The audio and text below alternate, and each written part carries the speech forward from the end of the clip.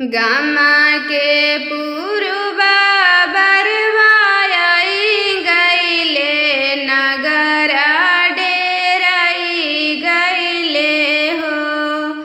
गामा के पुरुबा बरवाई गईले नगर डेराई गईले हो।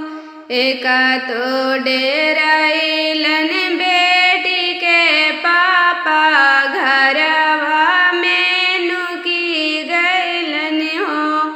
एका तो डेराइलन बेटी के चाचा घरवा में नुकी गईलन हो।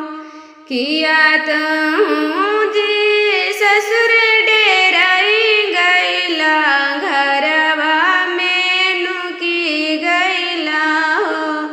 ले